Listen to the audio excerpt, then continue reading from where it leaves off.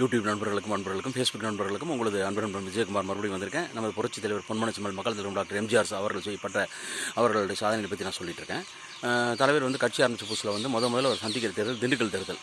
அந்த திண்டுக்கல் தேர்தலுக்காக தலைவர் வந்து திண்டுக்கலுக்கு இடைத்தேர்தலுக்காக வந்துட்டுருக்காரு. வேனில் வர்றாரு. வர வழியில் ஒரு நியூஸ் வருது, இந்த மாதிரி அவருக்கு ஏதோ பிரச்சனை இருக்குது, உயிருக்கு ஆபத்து இருக்குது, அதனால் இந்த விஷயம் பார்த்து வர சொல்லுங்கள் அப்படின்னு சொல்கிறாங்க. உடனே திண்டுக்கல் போகிற வழியில் ஒரு பர்டிகுலர் பாயிண்டில் வந்து அவர் வேன்லேருந்து இறங்கிடுறாரு. இறங்கி மாட்டு வண்டி வருது. அந்த மாட்டு வண்டியை வழியாக அவர் வந்து சீக்கிரட்டாக அவர் திண்டுக்கல் நோக்கி வந்துட்டுருக்காரு. மாட்டு வண்டியில் வர்றார். தலைவர் வந்து வேனில் வந்து எட்டி பார்க்குறாங்க. தலைவர் உள்ளே இல்லை. இமீடியட்டாக என்ன நினைச்சான்னு தெரியல. இவர் தான் மாட்டு வண்டியில் வந்துட்டுருக்காரு. அப்புறம் அந்த இடத்துல இருந்து அவங்க அந்த கூட்டம் வந்து அவர் அட்டாக் பண்ணுறதுக்கு ஒரு கூட்டம் அலைஞ்சிட்ருக்கு. வெவ்வேறு ஊர்களில் இருக்காங்க. மாட்டு வண்டியில் வந்து சீக்கிரட்டாக வந்து சேர்ந்துடுறாரு. வந்து ஒரு பர்டிகுலர் பாயிண்டில் வந்து திருப்பி வேன் வருது. திருப்பி மாட்டு வண்டியிலேருந்து இறங்கி எங்கே ஆபத்து இருக்கோ அந்த இடத்துல வந்து மாட்டு வண்டியிலேருந்து இறங்கி அவர் திருப்பி வேனில் ஏறிடுறாரு. ஒரு ஸ்டேஜில் மாட்டு வண்டியில் போய் தேடி பார்க்குறாங்க, அவர் இல்லை. அப்புறம் ஒரு வேனில் ஏறி வந்து ஒரு பர்டிகுலர் பாயிண்டில் நைட் ஆகிடுது. நைட் ஒரு 12 o'clock நைட்டில் வந்து ஒரு பர்டிகுலர் பாயிண்டில் வண்டியை போட்டுட்டு வண்டிக்குள்ளே இருந்தால் நமக்கு பிரச்சனை ஆபத்துன்னு சொல்லிட்டு என்ன பண்ணுறாரு, இறங்கி ஒரு காட்டுக்குள்ளே போய் அங்கே இன்றைக்கி நைட் இங்கேயே ஸ்டே பண்ணிடலான்னு காட்டுக்குள்ளே படுத்துடுறாரு. அங்கேருந்து ஒரு 1 கிலோமீட்டர் 2 கிலோமீட்டர் நடந்து ஒரு காட்டுக்குள்ளே போய் படுத்துடுறாரு. அவருக்கு கட்சி தொண்டர்கள் வந்து பாதுகாப்பாக இருக்காங்க. நைட்டு அங்கேயே கீழே பெட்ஷீட்டை விரித்து அவர் தூங்குறாரு. அதிகாலை 5 மணிக்கு எழுந்துச்சு பார்த்தா எப்பவுமே 5 மணிக்கு எழுந்துடுவார். 5:30க்கு கண் முழிச்சு பார்க்குறாரு. பார்த்தா ஒரு பாட்டி ஒன்று கையில் வந்து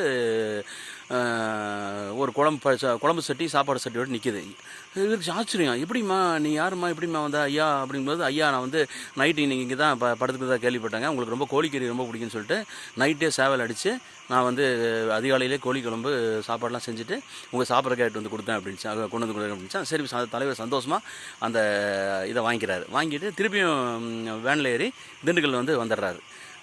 அப்புறம் திண்டுக்கல்ல பிரச்சாரத்தெல்லாம் எல்லாம் முடிச்சுட்டு கிளம்பும்போது சொல்கிறாராம், ஒரு பெட்ஷீட் வாங்கி வைங்க அப்படின்ட்டு இருக்கார். ஏன்னா அந்த பாட்டி பக்கத்தில் இருக்கிற குடிச்சியில் தான் இருக்குது.